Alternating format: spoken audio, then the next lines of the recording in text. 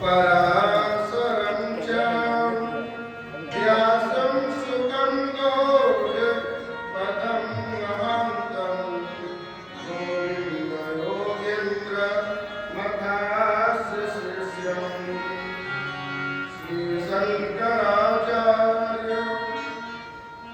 मथास्य पद्मा पादं च हस्तामलकं च शिष्यम् तं तोटकं पारतिचकारमन्यात् अस्मद्गुरुं सन्ततमानतोऽस्मि श्रुतिस्मृतिपुराणानाम् माधवं करुणालयं नमामि भगवत्पादं शङ्करं लोकशङ्करम् शङ्करं शङ्कराचार्यं केशवं बादरायणं सुप्रभाष्यकृतो वन्दे भगवन्तो पुनः पुनः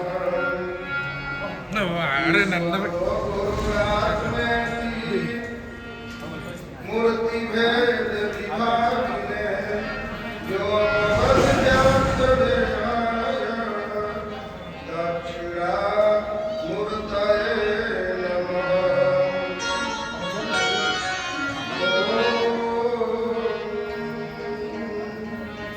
शांति शांति शांति।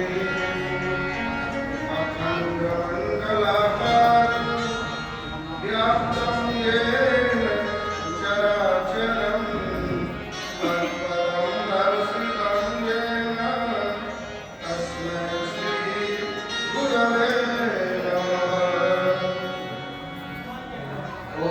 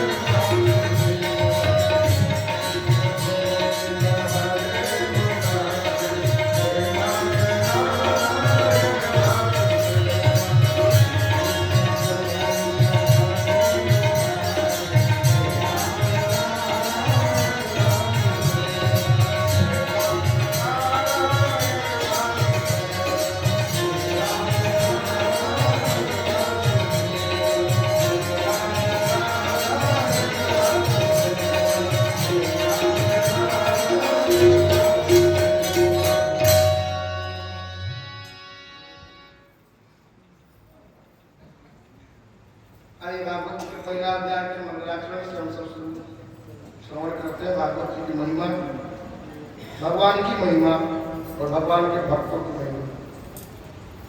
भा माने ज्ञान, भा माने प्रकाश, भा माने ज्योति,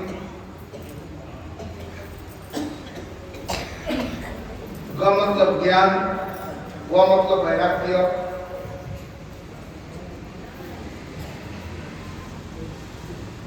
और त मतलब उसके अंदर समाहित होना, प्रविष्ट होना। अथवा भक्ति, ज्ञान और वैराग्य तीनों जिसमें समाविष्ट हो उनको कहते हैं भागवत। भाव भक्ति समझिए, भाव प्रकाश, भाव ज्योति, भाव ज्ञान, ग मतलब ज्ञान, व मतलब वैराग्य। ज्ञान वैराग्य संपन्नो भजमाम भक्ति भाव, भागवत का तात्पर्य है। ज्ञान और वैराग्य से संपन्न हो और भगवान का भजन करता है। ज्ञान नहीं है, वैराग्य नहीं है, ज्ञान है। ज्ञान का मतलब आप मत समझ जाइएगा कि पढ़ा लिखा व्यक्ति को हम ज्ञानी कह रहे हैं। पढ़ा लिखा व्यक्ति जरूरी नहीं कि ज्ञानी होगा, पढ़ा लिखा व्यक्ति मूर्ख भी हो सकता है। पढ़ा लिखा व्यक्ति ज्ञानी माने नहीं पढ़े लिखे की अपेक्षा ज्यादा मूर्ख हो सकते हैं। पढ़ा लिखा व्यक्ति ज्यादा नरक में जा सकता है, जितना नहीं पढ़ा लिखा व्यक्ति नरक में जाएगा उससे ज्यादा नरक में जाएगा पढ़ा लिखा व्यक्ति।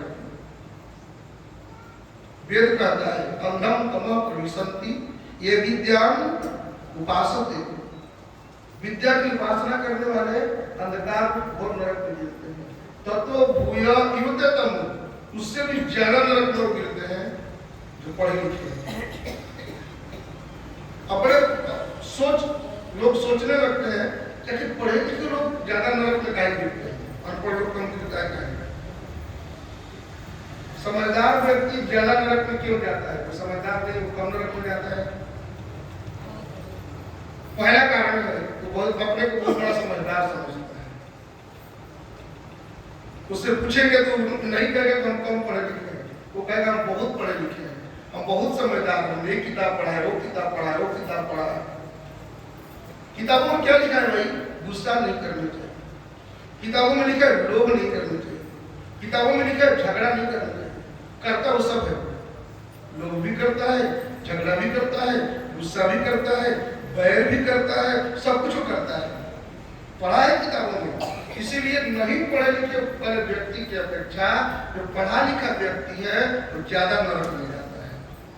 पुस्तकों में लिख दिया गया ना कि काम, रामायण में लिखा है काम क्रोध मद लोभ रत नाथ नरक के पंथ। और हम क्या करते हैं? हम कहते हैं काम भी करते हैं, क्रोध भी करते हैं, लोभ भी करते हैं, कहते नरक के पंथ।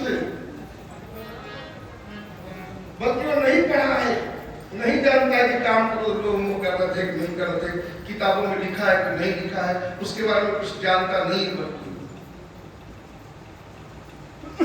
तो कम नरक में जाएगा, उसको कम दुख मिलेगा। और हम भगवान की पूजा करते हैं, भगवान की आराधना करते हैं, बड़े गुस्सैले स्वभाव के हैं, हमको बहुत ज्यादा दुख मिलेगा। पूजा नहीं करने वालों की अपेक्षा पूजा करने वालों को ज्यादा दुख मिलेगा, ज्यादा कष्ट मिलेगा। यही कारण है कि ज्यादा कष्ट मिलेगा।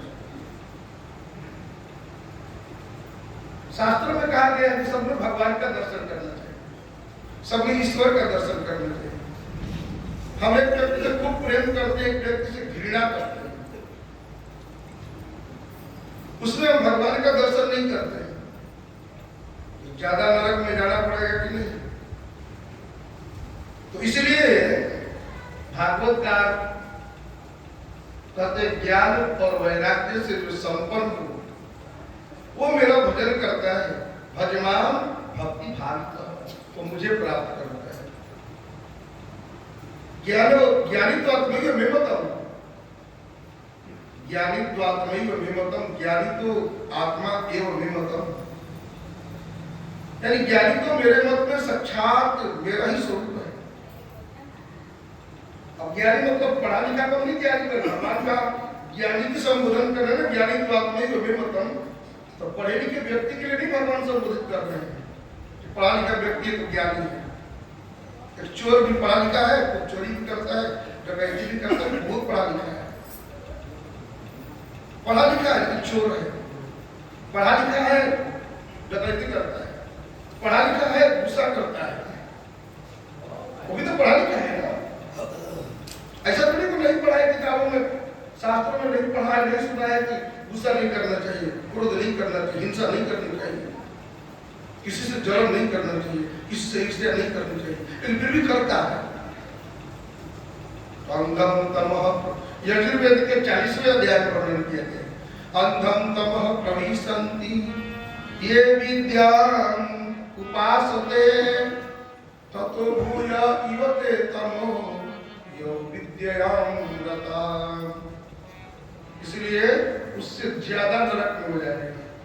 इसलिए जो अपने को जो पढ़ा लिखा व्यक्ति समझते हैं, सब बड़े पढ़े लिखे हैं, उनको सावधान हो जाना चाहिए। जो पढ़े लिखे नहीं उनके लिए तो कोई बात ही नहीं, क्योंकि कुछ ही पढ़ाई नहीं बचा। तो जैसे आप बोलेंगे वो स्वीकार कर लेता है।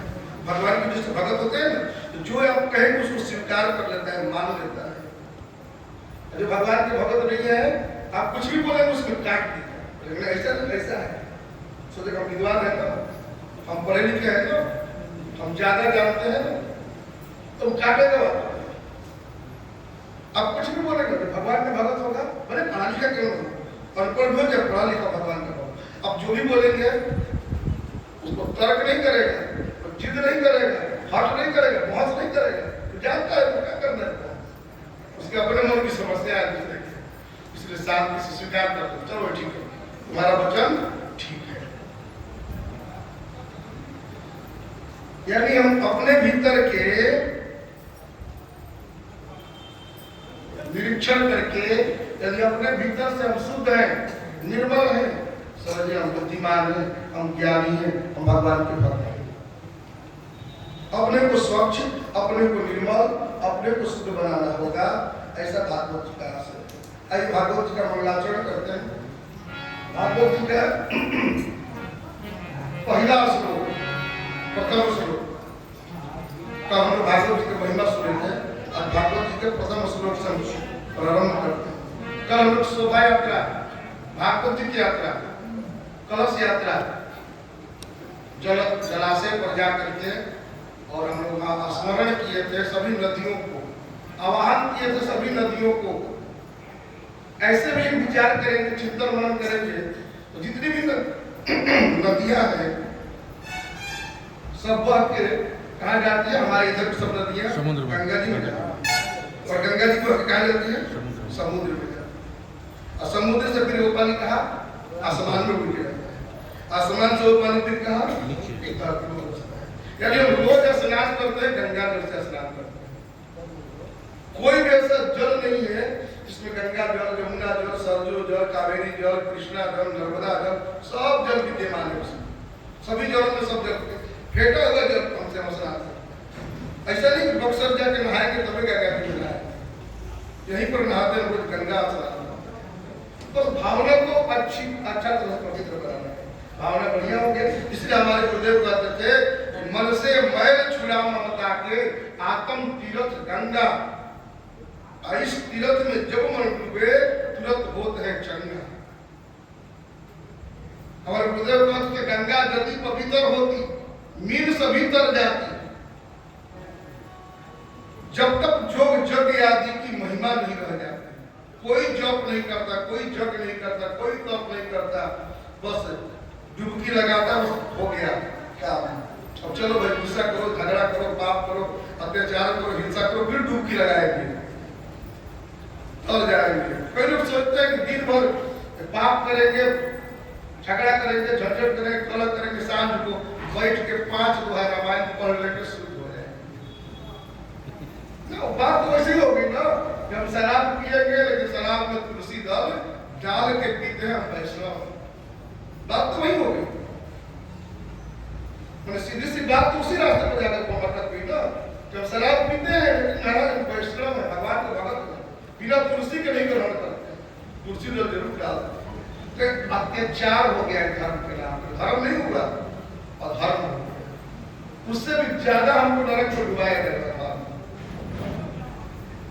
इसलिए यह भागवत जो है ज्ञान विज्ञान संपन्नो भजमाम भक्ति भाव, ज्ञान और विज्ञान संपन्न होकर के जो भगवान का नाम, भगवान का भजन करें, जो सबके भीतर समाये हुए, सब में ओत प्रोत है, उसको कहते हैं भगवान का भजन। आगे आइए मंगलाचरण करते हैं। भागवत जी का मंगलाचरण पहला श्लोक। जन्माद्यस्य यतोन्मया वितरतः चार्थेष्वभिज्ञः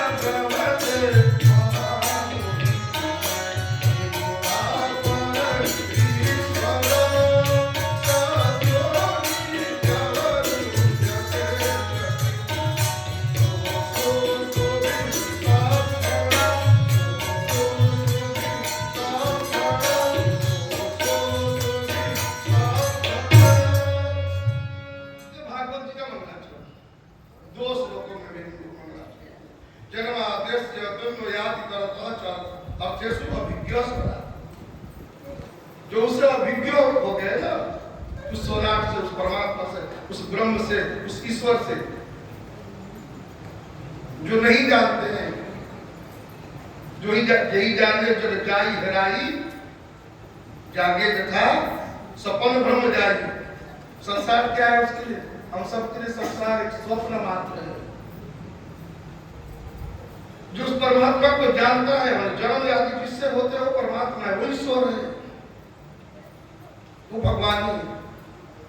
वो क्या है? सत्य ही भगवान है, सत्यम परम धीमहि। भागवत के मंगलाचरण में नहीं कहा गया है कि रामम परम धीमहि, कृष्णम परम धीमहि, शिवम परम धीमहि, कहा गया सत्यम परम धीमहि।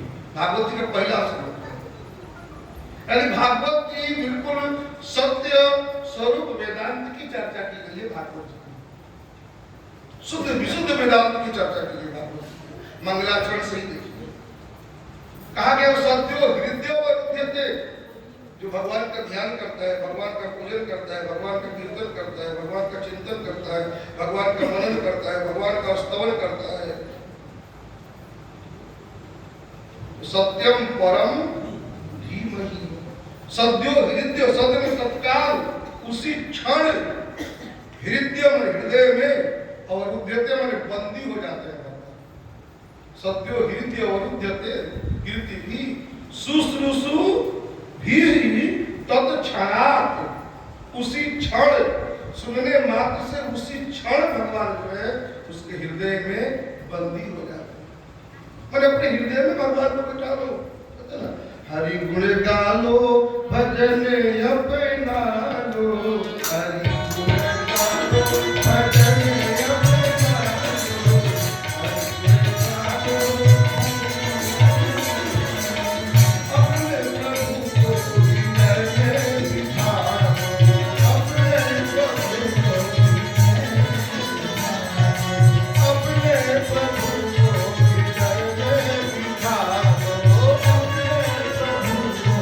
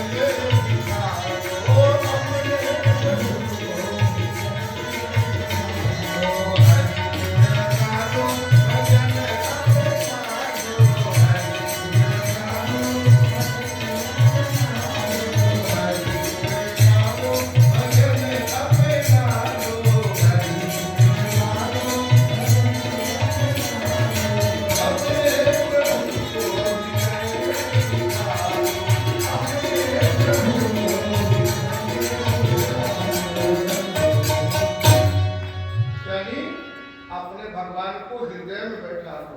भगवान कैसे बैठेंगे? सुश्रूषु विस्तत छड़ा, श्रवण किए ना, सुने, श्रवण रंध्र जब पूरा हो ही क्या है, ऐसे भी गोस्वामी मानस में कहते हैं। जब आकाशवाणी हुई है ना, कब आकाशवाणी सुनाई पड़ा है? जब श्रवण रंध्र जब पूरा हो ही जाए, यानी कहने का मतलब कि आकाश से, हृदय रूपी आकाश पूर्ण अपने पास हृदय, श्रवण रंध्र जो है जब हृदय में जुड़ गया तो आकाशवाणी सुनाई पड़ी। श्रवण रंध्र, रंध्र माने छेद, कान के छेद, जब हृदय से जुड़ गया तो आकाशवाणी सुनाई पड़ी। हम कहाँ ढूंढते रहेंगे आकाशवाणी, आसमान में राग तक वहाँ आकाशवाणी हो, वहाँ आकाशवाणी। भगवत ध्यान में बैठा तो बाहर तक सब बंद हो गया, क्योंकि बाहर जहां भी जाएगा माया होगा। गोस्वामी जी मानस में कहते हैं ना, गो गोचर जहाँ लगी सब भाई, गो गोचर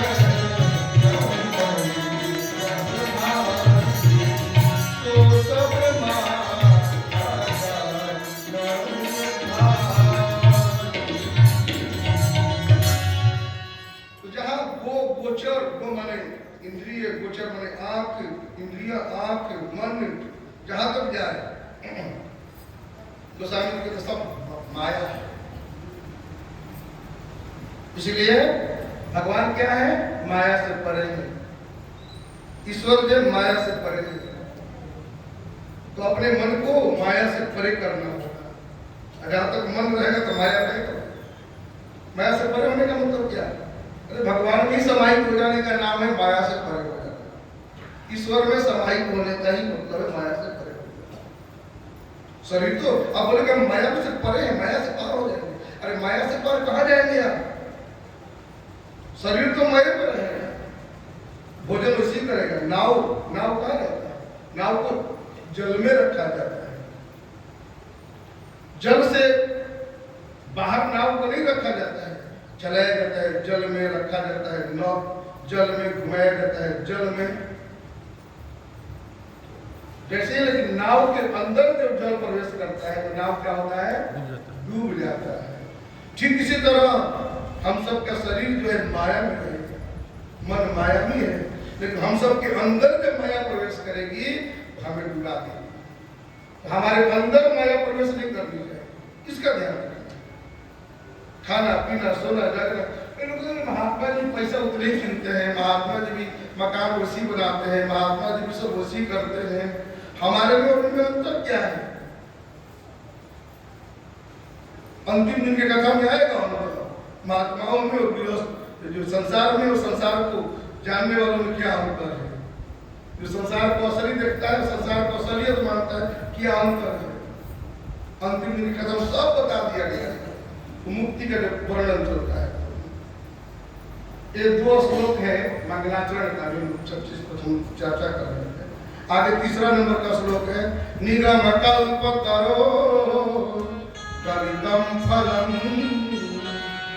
सुखमुखादमी रसंगम पिबत भागवतम रसमालयम मुहुरहो रसिकाय भूमि भावुका। निगम कल्पतरो, तरो माने सबसे ज्यादा तरो माने पेड़ होता है। हिंदी में सब कुछ पढ़ा है, तरो माने पेड़। संस्कृत में विशेष बड़ी भाषा है, अपनी भाषा है, सहज सरल सहज स्फूर्त भाषा है संस्कृत, जिसमें हमारे ग्रंथ की रचना की।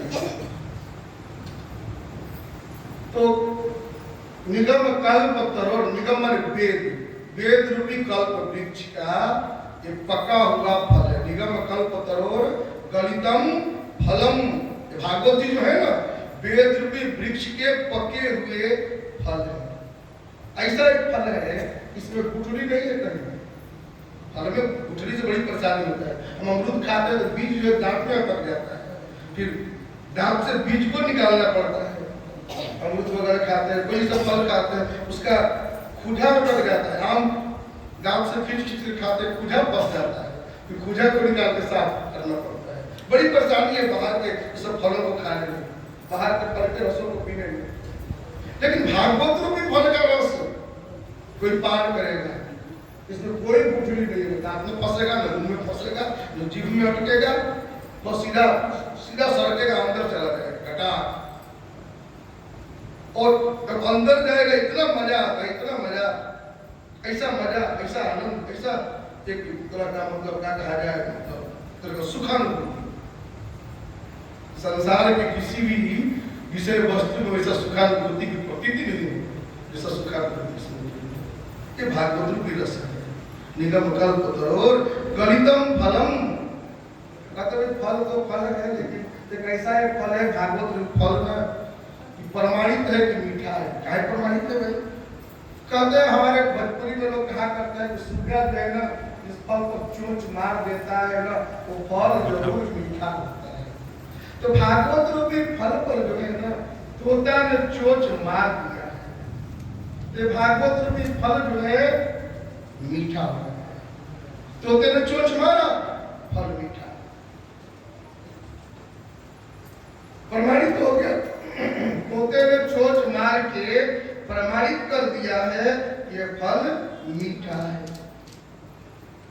निगम कल्प तरोर गलितम फलम सुखम खादमीत द्रवसंयुतम। इसलिए पियो, पिबत भागवतम रसमालयम। तो पियो, खूब पियो, इतना पियो, पीते रहो। ऐसा नहीं कि रात को भी सुबह को उतर जाएगी, रात को पिया सुबह को उतर गया, ये ऐसा है ना नशा, इसका नशा। कई लोग पद की नशा, धन की नशा, अपने को बड़ा होने का नशा, ये सब नशा में कोई लोग डूबे रहते हैं। ये सब नशा है, धन की नशा, पद की नशा, प्रतिष्ठा की नशा। हम बड़े महान हैं महाराज, हम तो बहुत बड़े ज्ञाता हैं महाराज, हम तो बहुत बड़े जानकार हैं।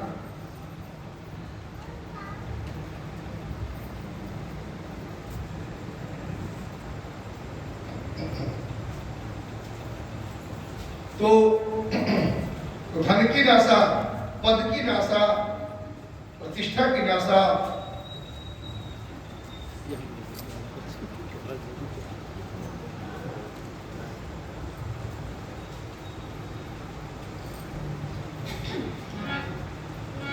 जो माथे पर चढ़ा हुआ है वो नशा हमें नरक में डुबा देता है, हमें भक्ति नहीं करने देता है, हमें भजन नहीं करने देता है। इसलिए उस नशा से बचने का ही उपाय भागवत की शरण में आइए। निगम कल्प तरोर, ये रस को पीजिए। मुँह रहो रसिका भूमि भावुका, भावुका भूमि।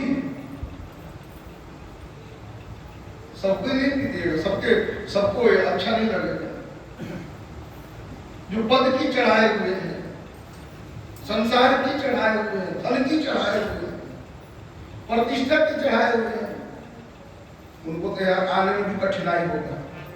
यही सर यावत अति कठिनाई राम कृपा बिन आई न। यह आने में बड़ी कठिनाई है, सबको नहीं आता है। यहाँ ये कथा सबके गले उतरती नहीं है, या बैठने में भी परेशानी है कोई लोगों को। यही सर यावत कठिनाई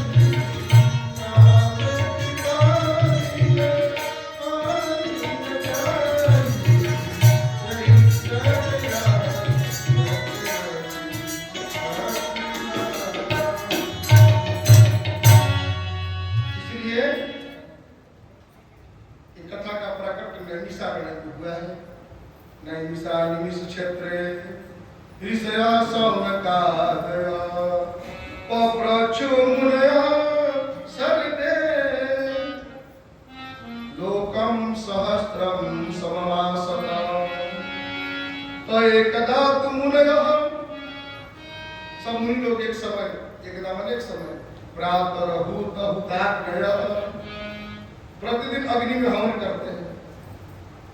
अग्नि में हवन करके क्योंकि नैमिषारण्य में यज्ञ चल रहा है, उस यज्ञ में हजारों ऋषि मुनि लोग बैठे हुए हैं और सब ऋषि मुनि लोग यज्ञ और हवन आदि के बाद सब लोग सौनक ऋषि को आगे करके उनसे सब लोग कहते हैं महाराज कुछ कोई कथा होनी चाहिए, इतिहास पुराण की कथा कुछ होनी चाहिए विराम के समय में, दोपहर के समय में, फिर शाम को पूजन में जाना है, सुबह यज्ञ मंडप के पूजन में जाना है, कुछ होना चाहिए विशेष। उसी समय सूत जी आते हैं और सब लोग सूत जी को स्वागत करते हैं और प्रणाम करते हैं। सब लोग मिलकर सूत जी से यही प्रश्न करने के लिए सौनक जी को आगे करते हैं और सौनक जी को आगे करके सूत जी महाराज सौनक जी से प्रश्न, सौनक जी सूत जी महाराज से, क्योंकि सौनक जी को सब लोग आगे किए हुए हैं और सौनक जी महाराज सूत जी से सबका आशय समझ करके उनसे प्रश्न किया है सूत जी महाराज। और सूत जी महाराज जो है कथा को प्रारंभ किए हैं। सब मिलकर ऋषियों ने कहा प्रायण अल्पायुषः सभ्यः कलो यस्मिन् युगे जनः मंदां सुमन्दमतयो मंदभाग्यानुपत्तितः भूरि भूरि कर्माणि श्रोतव्यानि विभागशः अतः साधो यत्र ते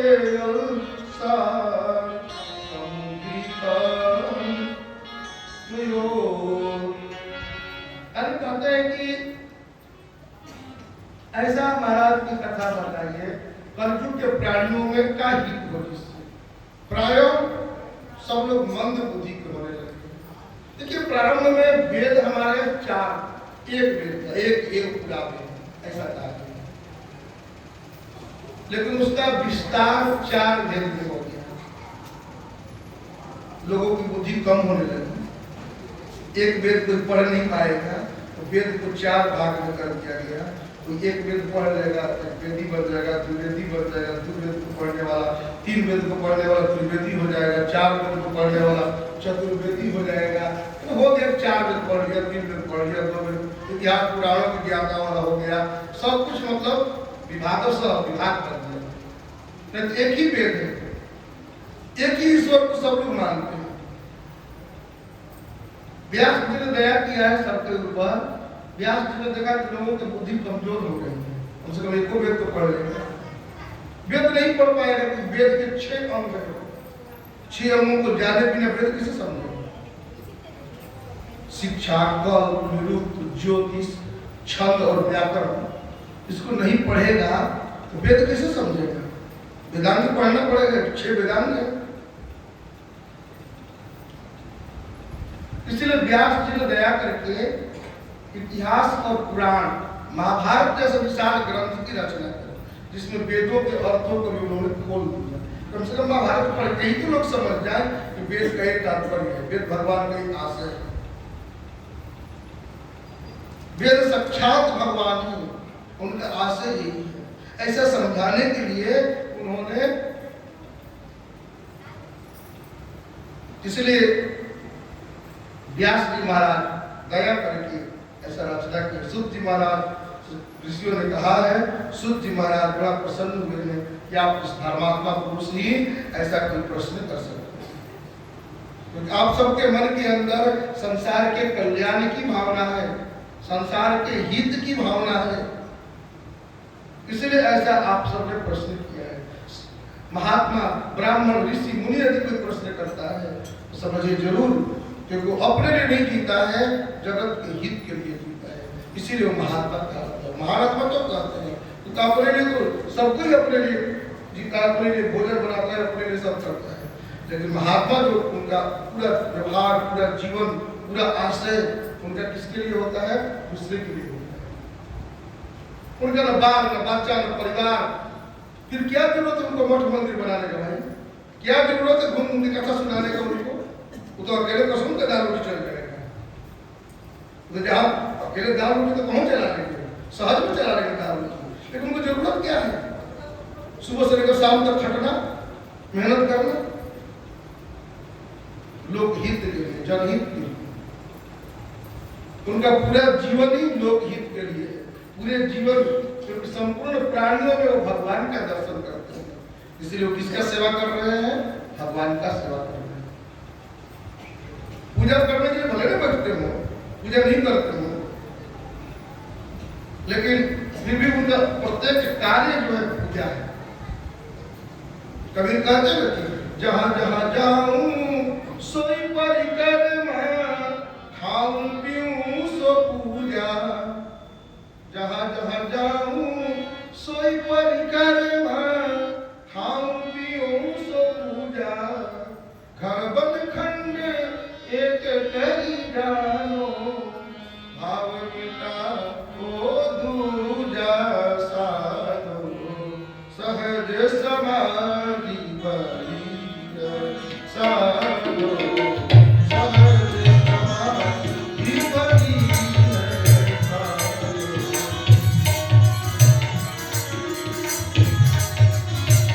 गुरु प्रताप भयो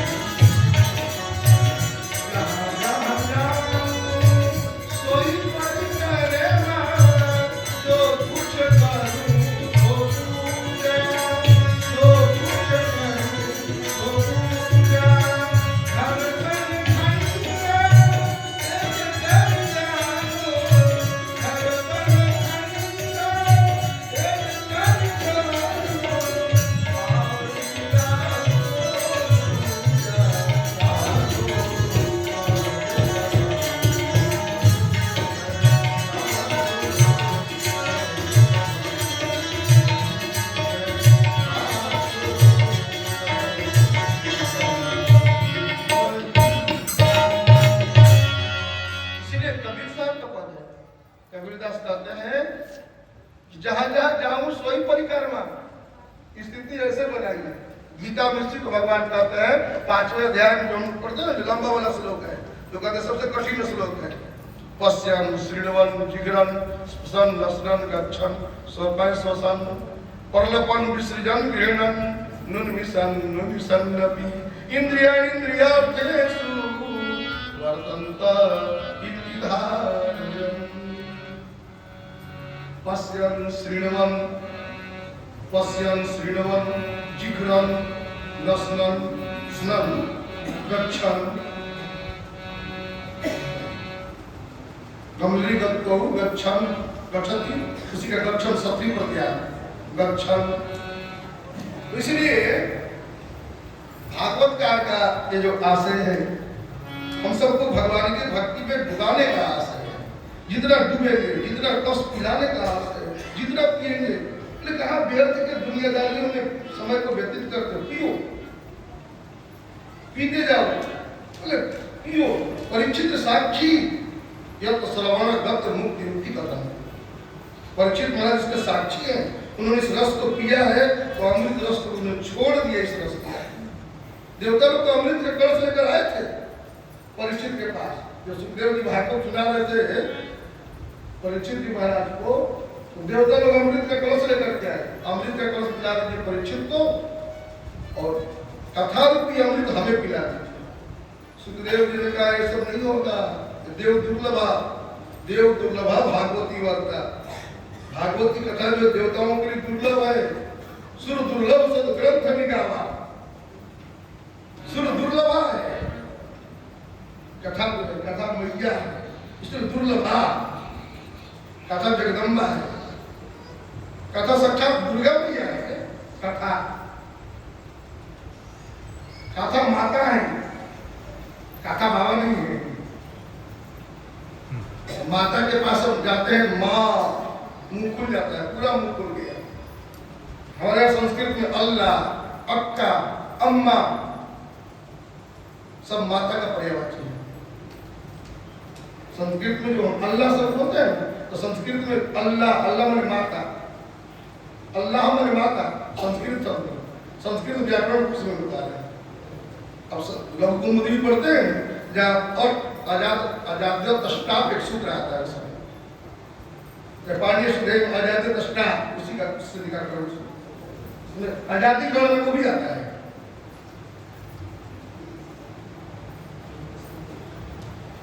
माता का माँ माने पूरा मुंह खुल जाता है, बोलते हैं अक्का पूरा मुंह खुल गया, अम्मा पूरा मुंह खुल जाता है, माँ पूरा मुंह खुल जाता है।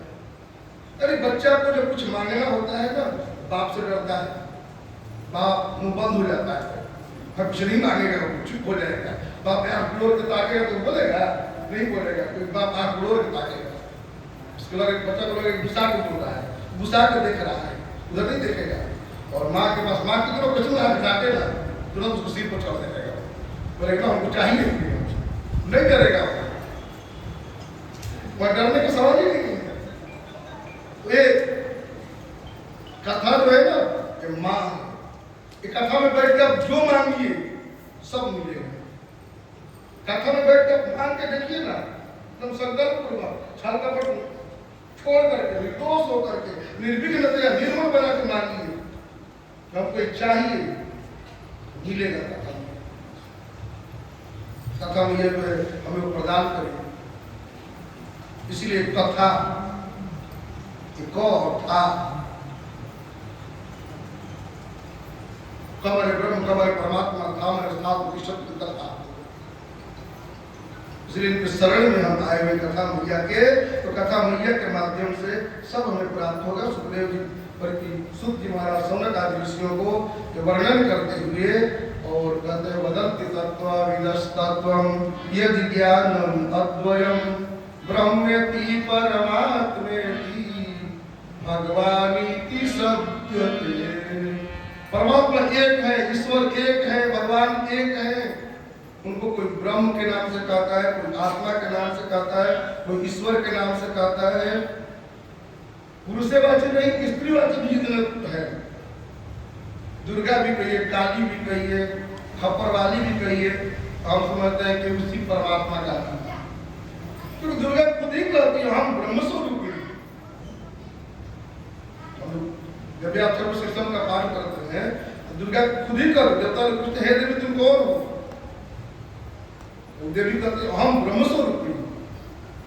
मतलब प्रकृति पुरुषात्मकम जगत शून्यम क्या शून्यम च हमारे उनका आनंद हम ज्ञान विज्ञान। देवी खुद ही कहती है हम ब्रह्म नहीं। और हम लोग गाते भी हैं, आरती करते दुर्गा मैया कितना ही कहते हैं राम कृष्ण तू सीता ब्रजरानी राधा तू वांछा कल्प आयु सब बाधा।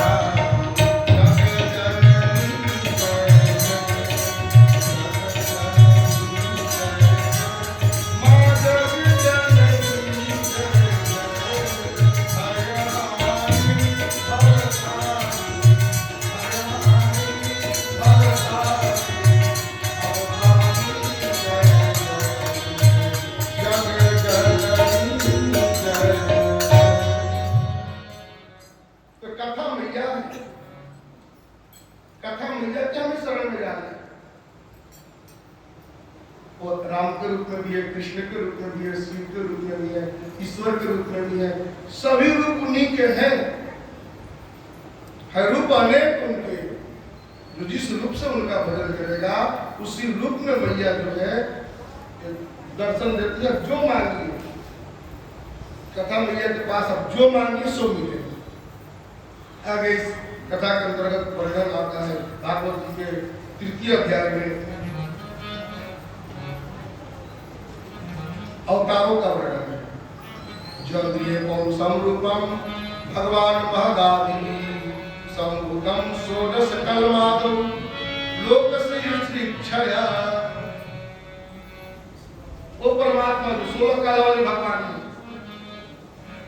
वही भगवान को है अनेक रूपों में अवतार ग्रहण किए। सदैव प्रथमं सर्गम कौमारं सर्गमास्थित। कौमार सर्ग सनक सनंदन सनातन सनत कुमार भगवान का पहला अवतार है। दूसरा अवतार भगवान का बड़ा अवतार है। तीसरा अवतार भगवान का नारद अवतार है। चौथा अवतार भगवान का नर नारायण अवतार है। पांचवा अवतार भगवान का कपिल अवतार है। छठवां अवतार भगवान का दत्तात्रेय अवतार है। सातवां अवतार भगवान का यज्ञ भगवान का अवतार है। आठवां अवतार भगवान का ऋषभ देव अवतार है। नौवां अवतार भगवान का पृथ्वी अवतार है। 10वां अवतार भगवान का मछली अवतार है। 11वां अवतार भगवान का कछुआ अवतार है। 12वां अवतार भगवान का धन्वंतरी अवतार है। 13वां अवतार भगवान का मोहिनी अवतार है। 14वां अवतार भगवान का नरसिंह अवतार है। 15वां अवतार भगवान का वामन अवतार है। 16वां अवतार भगवान का परशुराम अवतार है। 17वां में व्यास जी हैं। 18वें में राम जी हैं। 19वें में श्री कृष्ण जी हैं। 21वें में 20वें में कृष्ण और बलराम। 19वां और 20वां। 21वां में बुद्ध भगवान है। 22वें में कल्कि भगवान है। और बीच में हंस और हयग्रीव मिलाकर के 24 अवतार का वर्णन किया गया है। अभी तो बहुत अवतार छोड़ दिए गए हैं। हरिमेधा ऋषि की पत्नी हरणी के गर्भ से हरि भगवान ने अवतार ग्रहण किया था। इस सब इसमें वर्णन नहीं किया गया 24 अवतार। 24 अवतार के अलग भी बहुत से अवतार हैं जिनका वर्णन नहीं किया गया है इसमें। भगवान के 24 अवतारों की कथा और इसके साथ जो भक्तों का जुड़ा हुआ कथा है यह भागवत की कथा है। भागवत के प्रथम स्कंद के 4 अध्याय में महर्षि व्यास जी के असंतोष, व्यास जी सब रचना कर दी है, ग्रंथ लिख दी है, उनको संतुष्टि नहीं मिली है। बैठे हैं सरस्वती नदी के किनारे बैठ के आचमनी वगैरह करके और बेचैन होकर बैठे हैं, चिंतित होकर के बैठे हैं, कुछ अफसोस में बैठे हैं। व्यास जी महाराज क्या असंतुष्टि है व्यास जी, मन में सोच रहे हैं इतना कुछ बनाया, लगता है सब बिना काम। उनको लग रहा है मैंने 4 वेदों के ऊपर भाष्य लिखा लेकिन लगता है किसी काम नहीं आएगा। खाली पंडित पढ़ के रह जाएगा, कोई दूसरा भी पढ़ेगा नहीं, समझेगा नहीं। मैंने 6 शास्त्र के ऊपर 5 शास्त्र के ऊपर तो खुद ही हम व्याख्या की और 6वां खुद ही हम लिखे। 5 शास्त्र के ऊपर व्यास जी ने भाष्य किया। व्यास भाष्य के ऊपर योग शास्त्र के ऊपर व्यास भाष्य मिलता है, सांख्य शास्त्र के ऊपर व्यास भाष्य मिलता है, उपलब्ध है। न्याय शास्त्र के ऊपर व्यास भाष्य मिलता है, वैशेषिक धर्म शास्त्र के ऊपर व्यास भाष्य मिलता है, मीमांसा के ऊपर व्यास भाष्य मिलता है। और एक तो खुद ही व्यास जी के द्वारा संरचित है जो वेदांत शास्त्र के रूप में जाना जाता है।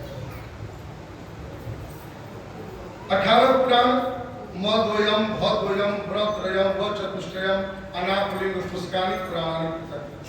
18 पुराण मत्स्य पुराण, मार्कंडेय पुराण, भागवत पुराण, भविष्य पुराण, ब्रह्म पुराण, ब्रह्मांड पुराण, ब्रह्म वैवर्त पुराण, वामन पुराण, विष्णु पुराण, वायु पुराण, वराह पुराण, अग्नि पुराण, नारद पुराण, पद्म पुराण, लिंग पुराण, कूर्म पुराण, स्कंद पुराण। ये 18 पुराण। 17 पुराण की रचना कर लिए हैं, महाभारत लिख चुके हैं, संतुष्टि नहीं मिली। नारद जी के नारद जी ने समझाया। नारद जी ने कहा मुनिवर आप चिंतित मालूम पड़ते हैं, हमने जितना कुछ लिखा ना इससे लोगों का कल्याण नहीं होगा, कुछ और चाहिए इससे लोगों का कल्याण। कलयुग में लोग बड़े तमोगुणी हो जाएंगे, नींद ज्यादा आएगी, खाएंगे पिएंगे, सोने में ज्यादा समय बिता दें, ज्यादा समय उनका बीतेगा सोने में। 24 घंटे में 6 घंटे से काम चल जाने वाला है, लेकिन 10 घंटे 8 घंटे से कोई कम सोने वाला नहीं। तो थोड़ा सा कम सोएंगे तो थकावट में जिएंगे। उसके पीछे कारण क्या है? कलयुग में लोग शरीर पोषण की तरफ ज्यादा लगेगा। सबके मन में यही भावना रहेगा कि ज्यादा से ज्यादा खा ले, ज्यादा से ज्यादा मोटा हो जाए, ज्यादा से ज्यादा मतलब देखने में लगे। सबके भीतर वही समय है, खूब खा रहे, खूब खा रहे। केवल शरीर पोषण में लगे हुए हैं सब लोग, जिसके परिणाम स्वरूप